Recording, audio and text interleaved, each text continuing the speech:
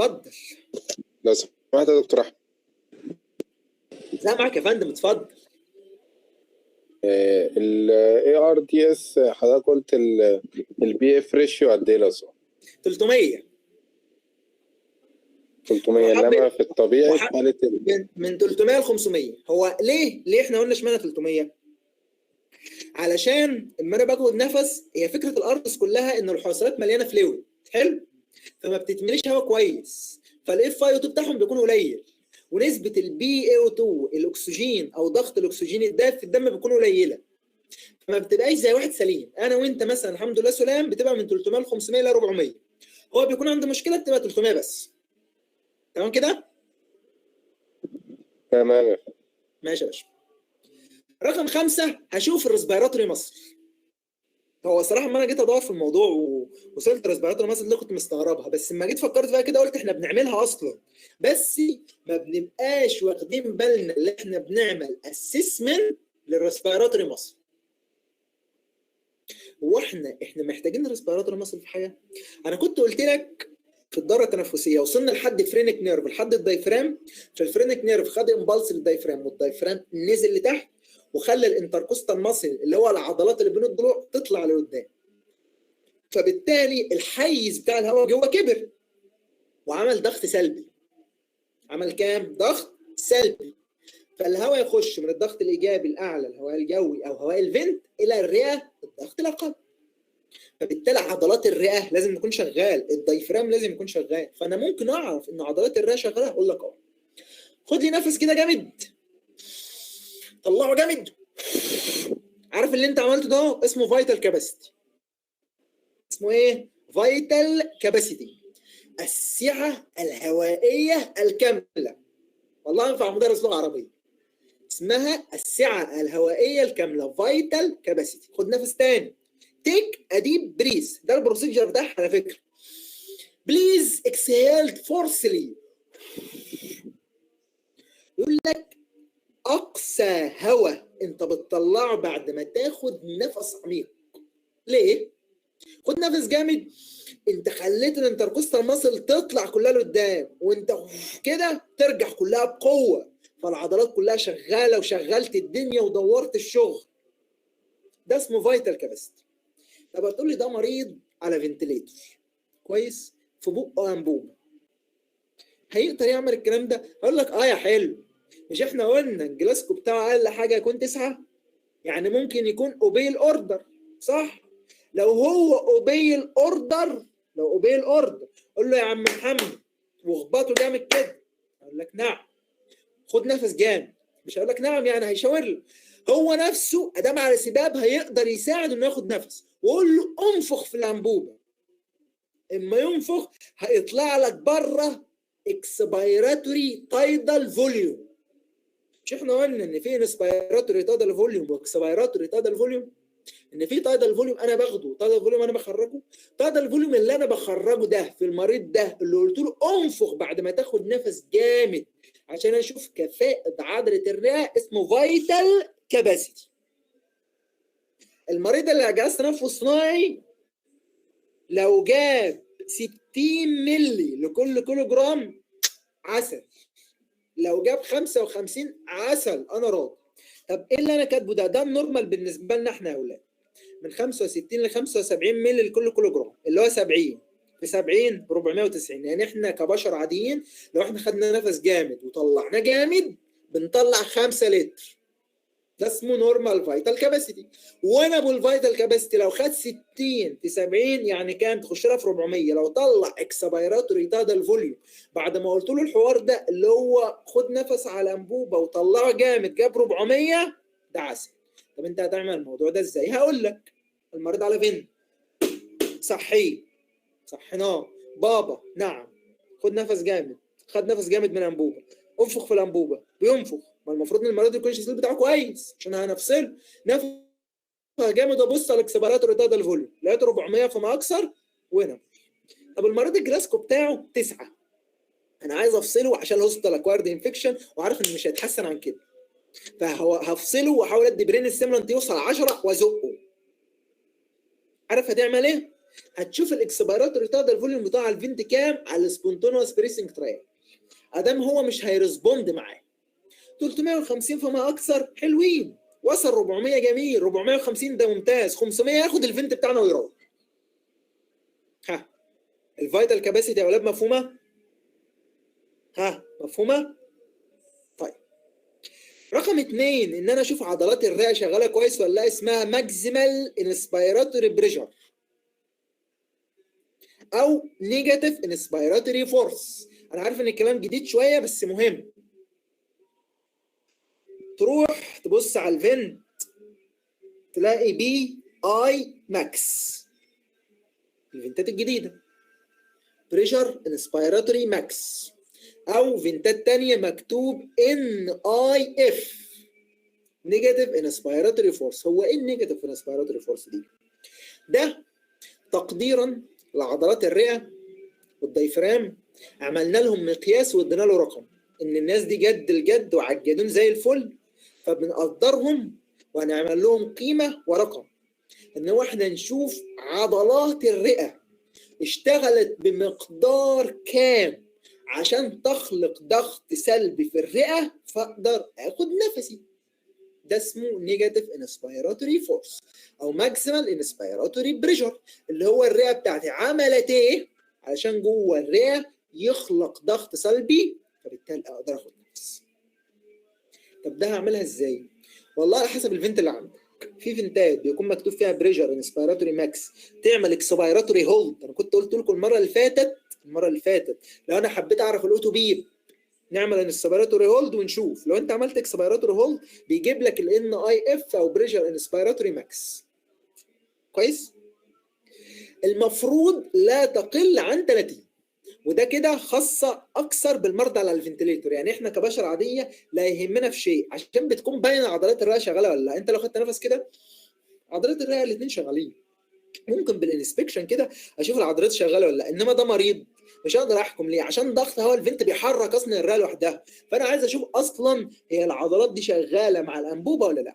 فبشوفها ببارامتر اسمه ان اي اف او بريشر انسبيراتوري ماكس، اقل حاجه 30. هتتك على زرار اسمه اكسبيراتوري هولد وتدور. اكسبيراتوري هولد ده بيدن موقف الاكسبيراتوري او النفس عامه لمده 30 ثانيه او من 20 ل 30 ثانيه. مش هيضر معاك في حاجه بس هيوريك الان اي اف ده كام. كده الخمسه كرايتيريا بتوعنا: كلينيكال، اوكسجينيشن، فنتيليشن، جاز اكسشينج، وريسبيراتوري ماسل. ها ديسكشن، حد عنده استفسار؟ ها يا شباب؟ طيب كلام واضح الحمد لله. بعد ذلك نتيجة التقدم العلمي والهبد بزيادة في المجال الطبي قالوا يا جماعة احنا هنعمل حاجة اسمها expectation of successful winning. يعني ايه؟ يعني احنا قبل ما اروح لبابا الحاج وابدا اعمل في الكرايتيريا ده ايه، انا هعمل معادله تشوف هل انا الويننج اللي انا هعمله للمريض ده هيبقى صح ولا غلط وهينجح ولا لا. يا راجل بس انا قلت ايه؟ اكسبكتيشن، ده توقع، لا يعلم الغيب الا الله. ده اسمه اكسبكتيشن، لا اكثر ولا اقل. ايام زمان كان بيعملوا حاجه اسمها رابيد شالو بريسنج اندكس. كان بيعملوا ايه؟ بيروحوا جايبين الريسبيراتوري بتاع المريض 20 18 12 وهكذا وقاسمينه على التايدال فوليوم، بيطلع لك رقم. الرقم ده لو كان 105 فما اقل كان بيقولوا الراجل ده هيبقى كويس. طب اكتر من 105 يقول لك هيبقى الويننج بتاعه فيلير، مش هيبقى ناجح. طب قالوا ليه؟ قالوا عشان لو احنا قسمنا الفلو او الفريكوانسي معدل التنفس لو هو 20 فما اقل على 500 تايدال فوليوم كان هيدينا 105 فما اقل. طب لو زاد الريسبيراتوري ريت معنى ذلك ان المريض بينهج فبنزود البسط فالقيمه الكليه هتزيد، فمعنى ذلك ان البارامتر او القيمه بتاعه الار اس بي اي هتزيد، فمعنى ذلك ان الويننج بتاعه هيبقى فيل. عملوها على اكتر من مريض، قالوا لا مرضى عادي بينهجوا تكبني على 30 كويس، والريسبيراتوري او الرابيد شالو بريسنج اندكس بتاعهم 110 و115 وحاولوا يوصلوهم اتفصلوا وبقوا زي اللوكس. راحوا شايلين المعلم ده وقالوا يا جماعه احنا مش هنشتغل بيه، احنا هنعمل لكم واحد جديد، هنعمل لكم واحد يكون ادق. اسمه سمبليفايد ويننج اندكس. مستشفيات هنا في مصر بدات تشتغل بيه، بالذات الاخصائيين بتوع الرعايات. تلاقي معاه شيت وفي شويه بارامتر، روح مخلص ويقعد بالاله الحاسبه يقعد يحسب، يقول لك والله الراجل ده ان شاء الله الويننج بتاعه يبقى كويس. الراجل ده في يعرفكم المصحف كله على الصبح ولا ايه، ولا عنده خلع عرافه وبتقول له ولا ايه؟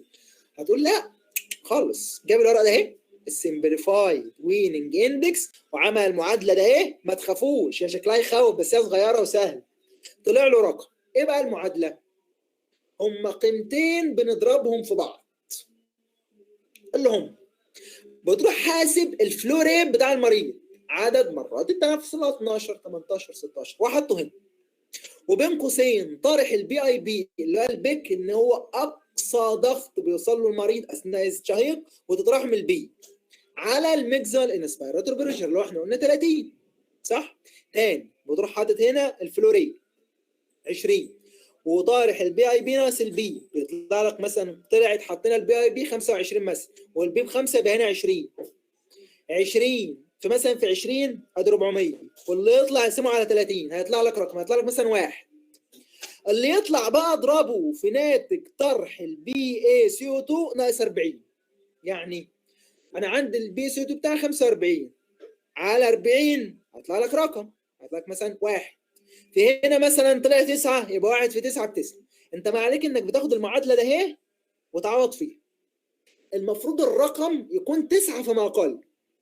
9 فما اقل الويننج بتاعك هينجح ان شاء الله. اكتر من كده يقول لك سيبه يوم كمان نفسه يهدى اكتر ونعمل اكسبكتيشن تاني سمبليفايد ويننج اندكس. لو انا حبيت اشوف المريض ده البريدكشن بتاعه والتنبؤ بتاعه في الفصل هينجح ولا لا، بروح جايب المعادله اهي، الفلوريت في ناتج طرح البي اي بي ناقص البي، واللي هيطلع من الاثنين دول اقسمه على الماكسيمال انسبيراتور بريشر اللي احنا لسه قايلينه، هيطلع لي رقم. اللي هيطلع هضربه في ناتج قسمه ثاني اكسيد الكربون على 40، هيطلع لي رقم. المفروض الرقم ده يكون 9 فما اقل. تقول لي 9 او 8 كويس، بس ما يكونش 7 فما اقل. 7 فما اقل المريض كده نفسه بالكتم. طب طلع 10 11 12 كده المريض بينهج، كده المريض نوت وينابل، بيقول لك سيبه يوم كمان نفسه يهدى ويبقى تمام وبعد كده نفصله. احنا قلنا كده في الاكسبكتيشن 2 رابط شالو بريسنج اندكس، كنا بنقسم الريسبيراتوري ريت على التادل فوليوم بس ما طلعش صح قوي. هنا السمبليفايد ويننج اندكس كنا بنعوض في المعادله ويطلع لي رقم، الرقم ده 9 فما اقل تمام. اكتر من كده بنسيب المريض، ما بنحاولش ان احنا نفصله عشان هينهج معانا. الحمد لله فصلنا المريض وشلنا انبوبته، هقول لكم ازاي هيتفصل كويس. ايه بقى الكرايتيريا اللي بتقول لي انت على فكره يا ابو حميد الفصل بتاعك صح؟ مش بعد ساعتين رحت متابعه تاني. عارف لو انت متابع كل الكرايتيريا اللي احنا قلناها دي كلها واحده واحده، ال5 كرايتيريا كويس، والسمبليفايد ويننج اندكس بتاعك كويس، هيبقى الويننج بتاعك صح. بس لازم ينطبق معاك 3 شهور. لو انت ما تابعتش المريض ده في غضون 48 ساعه، لو المريض ده ما ماتش صدم في 8 لا صدم كاردياك اريست في خلال 48 ساعه، او ثالث حاجه لو انت شلت المريض من على الانبوبه وحطيته على ماسك سباب اللي هو ده اهو ماسك السباب كلنا عارفين، وحطيته على ماسك سباب لمده لا تزيد عن 48 ساعه، كده انت الويننج بتاعك صح. تاني، امتى اقول على الويننج بتاعي صح؟ الحكم بيكون في خلال 48 ساعه من الفصل، يعني مش من اول يوم بقول لك لا، في خلال 48 ساعه. ازاي؟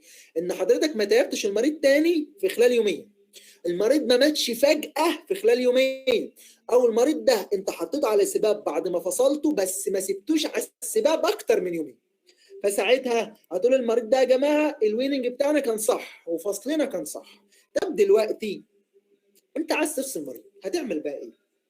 رقم 1 هقعد المريض، هقعده كده هو 45 او 90 كده اهو، هقعده زي ما انا عامل ايدي كده. رقم 2 هروح فاكك كف الانبوب واقول له بعد اذنك كده كح. المريض هيكح كويس كده، سمعنا صوت الكح. تاني حاجه اسمع صوت الهواء. صوت الهواء اقول لك ازاي؟ ان المفروض في اما انت بتفك الكف بيكون في اير ليكج من ناحيتين صح؟ مش احنا قلنا من ضمن الحاجات اللي بتعمل لو بريشر ان الكف بتاعك انت مش نافخه كويس او في لو بريشر، صح؟ فبتسمع صوت اير ليكج هنا. لو انت سمعت صوت الاير ليكج ده كده زي الفل. عارف لو انت ما سمعتوش، عارف ايه؟ المريض ده فيه لارينجيال اديما، اللارنكس بتاعه وارم، فمش هتفك الانبوبه اصلا، عشان لو قفلتها لو شلتها اللارنكس بتاعه راح يقفل على بعضه كده من الالتهاب ومش هيقدر ياخد نفسه. فانت قبل ما تعمل اي حاجه وتروح مقعده فكك كف الانبوبه تقول له كح، تسمع صوت الكح ده رقم واحد. رقم اتنين، تسمع صوت الهواء. لو سمعت صوت الهواء كده كويس، ما سمعتش لا خالص ما ينفعش تفكه، عشان كده في لارينجيال اديما. مفيش لارينجيال اديما. تالت حاجة تكون محضر جنب المريض أنبوبة تانية ومنظار، أنبوبة نفس المقاس أو مقاس أصغر. لو أنت أبو 7.5 تحط 7.5 و7. حطيت 7.5 و7 هتقول له بابا نعم، أول ما نيجي نشد الأنبوبة أنفخ. ليه؟ عشان ما تجرحوش. كويس؟ تقول له 1 2 3 هات إيد المريض وحطها على الأنبوبة، يلا يا بابا أنفخ 1 2 3 وتشدها. يفضل انك ما تعملش فيزيوثيرابي عنيف للمريض بعد ما يكون مفصول. ليه؟ عشان ما تعملش اكزهوستد للمصل.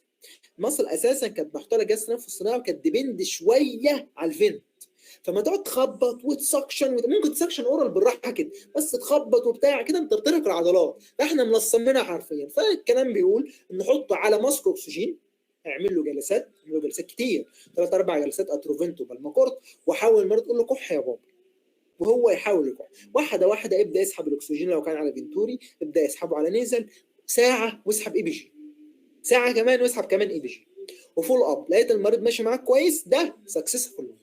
طب امتى بقى هتقول احنا الويننج بتاعنا فشل؟ لو ده متحقق. حضرتك بعد رحت شايل انبوبه المريض وعامل له جلسات وفيزيوثيرابي وسكشن وخلاص والدنيا تمام، لقيت المريض بتاعك الريسبيراتوري بتاعه ب 40. انا شفت الريسبيراتوري ريت لمريض 65 بس كان كوفيد، كان 65. كانت اول مريض كان عندي في المكان اللي انا كنت ماسك العزل بتاعه كان اكسيتيوبيت. بعد ما فصلنا، بعد ما اول ما شدنا الانبوبه بتاعته لقينا الريسبيراتوري بتاعه بقى 65. فده مريض تكبني، ده كده الويننج بتاعه فشل. ده قبل ما نفك الانبوبه كده وكنا حاطين قطعه جنبها. ده رقم واحد. رقم اتنين، المريض ده ستريس. يعني ستريس ده اسمه ستريس ده يا اولاد. رقم ثلاثة، شينج ان فيتال ساينس. تلاقي المريض الهارت ريت بتاعه بيزيد بيقل، ممكن يقل على فكره من الهايبوكسيا، عمال يزيد يقل يعلى وهكذا. رقم 4، هايبوكسيا، ما هو مش قادر ياخد نفسه فمفيش في جسمه اكسجين، الجاز اكسشينج بتاعه مش كويس، ما عملناش بي اف ريشيو. رقم 5، الاي بي جي بتاعتك اول ساعه بعد ما عملتها بتبص لقيت البي اتش بتاعتك بقت 27، السي او 2 بتاعك بقى 60، والبي او 2 بتاعتك 50. المريض ريسبيراتوري فيلر ولازم تاب تاني، البي اتش قلت، السي او 2 زاد، البي اي او 2 قلت. اخر حاجه شينجنج جلاسكو كوما سكيل. المفروض لو المريض الويننج بتاعه كويس معنى ذلك ان في اكسجين واصل كويس للمخ. لو الويننج بتاعه مش كويس او انت مش عامل ديبندنس كويس معنى ذلك ان مفيش اكسجين هيوصل كويس للمخ كويس، فيبدا ياثر على درجه الوعي، فتلاقي المريض الجلاسكو بتاعه يبدا ينزل، فعلى طول بيلحقوا بانبوبه حنجريه تافويد برين ستيم ديس، ان البرين ستيم يموت بسبب نقص الاكسجين اللي مش هيوصل. يبقى تاني لو احنا عملنا في فيلر الويننج بتاعنا المريض هيكون تاكيبنيا، هيكون هايبوكسيا، هيكون ديستريس، الفيتال ساينز بتاعته هتتغير، بي اتش هيقل، سي او 2 هيزيد، بي او 2 هيقل، كلاسيكو كوما سكيل بتاعته هتقل. ملخص ما يقال في المحاضره، لو انت عايز تفصل المريض بنبدا نحط عليه الساي ام في، ده الويننج مود. لازم اشوف الكلينيكال كرايتيريا السبب، لازم اشوف الفنتيليشن كرايتيريا، احط على الاس بي تي بي 5، بريشر سبورت 8، اف اي او 2 40، يجيب ساتوريشن بتاعنا 90، يجيب بي او 2 اقل حاجه 70 او 80. اوكسجينيشن، قلنا الاكسجينيشن في السي او 2 يكون اقل من 45. البي اف ريشيو اللي عشان نشوف الجاز اكسشينج يكون اكتر من 200. شوف الريسبيراتوري ماسل ايفورت، اشوف الفيتال كاباسيتي تكون اكتر من 350، واشوف بريشر، بشوف الريسبيراتوري او الريسبيراتوري بريشر ماكسيمال تكون 30 فما اكثر. خلصنا. لازم اعمل اكسبكتيشن عن طريق السمبليفايد ويننج اندكس، اعوض في المعادله، هي بتبقى اصلا ورقه جاهزه فالمعادله، واعوض لو 9 فما اقل تمام، اكتر من كده ولا من كده مش هينفع، سيبهم كمان. شلنا المريض وقعدنا لازم اعمل لارينجال تيست. هو صحيح الاختبار ده اسمه اير ليكج تيست، بمعنى اما الدكتور يفك القاف بتاعت الانبوبه ويسمع، ممكن يحط السماعه هنا ويسمع على فكره عشان ما يشوف ان في سترويدر ولا حاجه، بيسمع كده، ده اسمه سترويدر. او مش سامعين صوت، ده اسمه اير ليكج تيست. يقول لك ايه، اعمل لنا اير ليكج تيست كده قبل ما نفك، لقيت الاير ليكج بتاعك كويس وانت سامع صوت، يقول لك خلاص فك. مش سامع يقول لك لا سيبه زي ما هو. نروح فكينا انبوبه المريض، المريض مشي معانا كويس، في بي جي كويسه، بعد ساعه تمام، بقى تاكيبنيا، ديستريسد، هايبوكسيا، الاي بي جي اتغيرت، جلاسكوما سكيل اتغير، حط على جهاز تنفس صناعي عشان اقول ان الويننج بتاعي نجح. المريض ما ماتش في خلال 48 ساعه بس صادم كاردياك ارست، المريض ما اتيبش في خلال 48 ساعه، انا حطيته على سباب بس ما كملش 48 ساعه. كده محاضرتنا خلصت، والميكانيكال فنتيليشن اتشرح فيه كل حاجه. اي سؤال يا شباب؟ لو سمحت يا دكتور احمد، اتفضل. حضرتك بتعرف الفيتال كاباسيتي منين بالظبط؟ من السيتنج؟ بص يا باشا، مش في على الفين تايدال فوليوم؟ بالظبط كده. بتشوف الاكسبيراتوري تايدال فوليوم بتاعت المريض، ما احنا رحنا له كده وصحيناه وقلنا له خد نفس جامد وانفخ في الانبوبه كويس، هتشوف التايدال فوليوم الاكسبيراتوري خرج كام. ماشي؟ تمام. هي معروفه كده، الاكسبيراتوري تايدال فوليوم تعادل الفيتال كاباسيتي. ها يا شباب، حد عنده استفسار؟ ها يلا عشان الوقت هيخلص. طيب تمام، ان شاء الله المحاضره هتتسجل وترفع على اليوتيوب.